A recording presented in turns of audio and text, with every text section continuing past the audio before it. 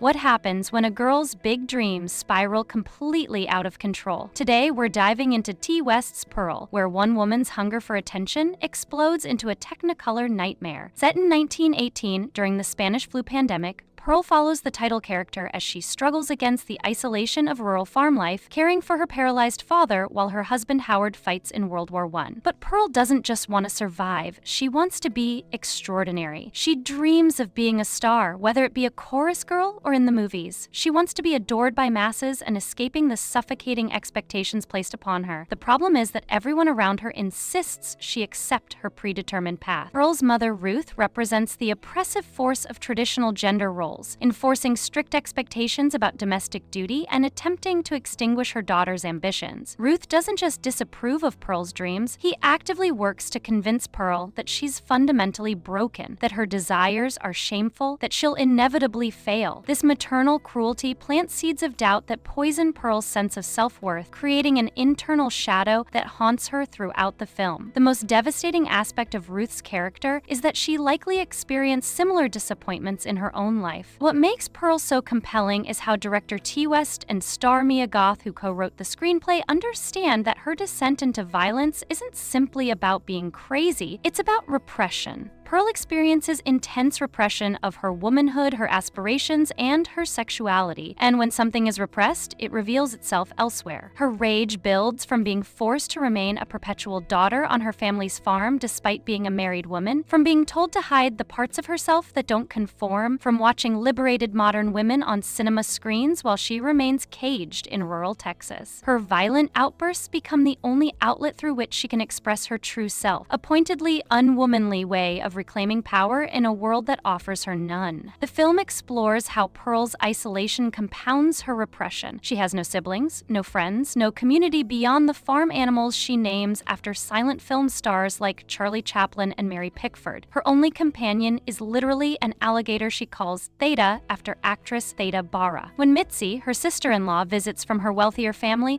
Pearl sees everything she doesn't have: freedom, resources, and opportunities. The class divide between them becomes another barrier to Pearl's dreams. Even when Mitzi tries to be kind, offering Pearl the chance to audition for a traveling dance troupe, it's a reminder of how easily privilege opens doors that remain locked for women like Pearl. The film's visual style reinforces this psychological imprisonment. Inspired by Golden Age Hollywood technicolor musicals like The Wizard of Oz, Pearl's world appears vibrant and dreamlike, but this beauty masks darkness. The saturated colors represent Pearl's romanticized vision of escape, while the film's increasing violence reveals the rot beneath the surface. The Wizard of Oz parallels are deliberate. Just as Judy Garland was forced to bind her chest to appear childlike as Dorothy, Pearl's womanhood is stripped from her, forcing her into a perpetual state of childhood obedience. West's film honestly shows the horrific repercussions when women are denied the ability to mature, to express sexuality, to pursue ambitions beyond domestic servitude. Pearl's sexuality becomes a battlefield where she fights for autonomy. In one of the film's most memorable and uncomfortable scenes, she enters a cornfield and has a sexual encounter with a scarecrow. It's simultaneously tragic and darkly comic. Her only outlet for desire is an inanimate object that cannot respond or pleasure her. Yet in this shameless act, Pearl takes power for herself, refusing to be hidden even as the cornfield literally cloaks her actions. Later, when she meets the projectionist at the local cinema, she sees another potential escape route. He represents bohemian freedom, showing her illicit stag films and talking about Europe. But he's also using her, and when he becomes frightened by her intensity and tries to leave, Pearl's rage erupts. She kills him with a pitchfork, the same farm tool that symbolizes her agrarian imprisonment, becoming her weapon of violent liberation. The film's centerpiece is Pearl's nearly 6-minute confessional monologue to her sister-in-law Mitzi, where she finally releases everything she's been forced to suppress. She admits to adultery,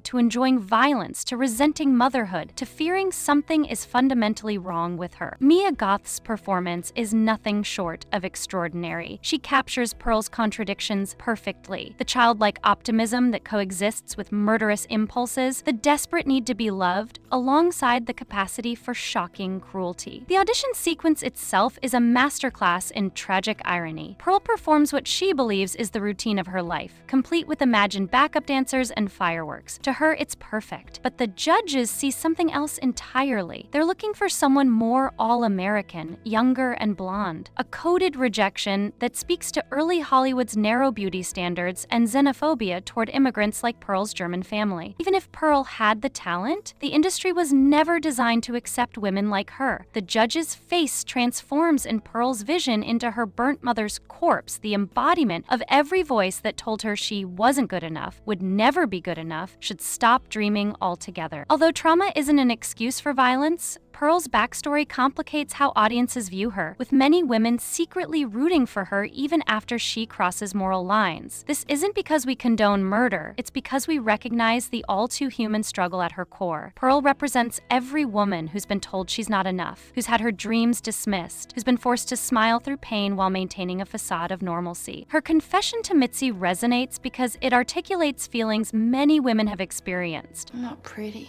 or naturally pleasant, or friendly. I'm not smart, or funny, or confident. I'm exactly what Mama said I was weak. The self-loathing that comes from internalizing others' negative perceptions becomes almost more horrifying than the murders themselves. The film's connection to its predecessor, X, adds another layer of tragedy. In that film, set 60 years later in 1979, an elderly Pearl encounters Maxine, a young woman pursuing fame through adult films, and sees everything she once was and failed to become. Both Maxine and Pearl are played by Mia Goth, creating an intense dichotomy that illuminates how society fetishizes young women while rendering older women invisible or repugnant. Pearl develops an unusual and intense fixation with Maxine, spying on her and imagining herself in the younger woman's place. Pearl's life becomes a cautionary tale about what happens when women internalize the message that their only value lies in youth, beauty, and male desire. The trilogy ultimately reveals how both women are trapped by the same toxic dream of stardom. Pearl destroyed by never achieving it, Maxine potentially headed down a similar path despite surviving Pearl's rampage. The film ends with one of cinema's most haunting images, Pearl holding a forced smile for minutes as Howard returns from war, tears streaming down her face. She's achieved nothing she wanted, she's trapped exactly where she started, and she'll remain there for another 6 decades, her dreams slowly rotting into resentment. The smile itself becomes a perfect metaphor for feminine performance, the expectation that women maintain pleasant facades regardless of inner turmoil. As the credits roll over her cracking composure, we witness the complete annihilation of hope. Pearl has murdered everyone who stood between her and freedom, only to discover that she's built an even more secure prison for herself. This is Ladies First, watching women in movies. Here we empower women by reviewing and discussing films that highlight their stories, struggles, and achievements. Don't forget to like, subscribe, and share your thoughts in the comments.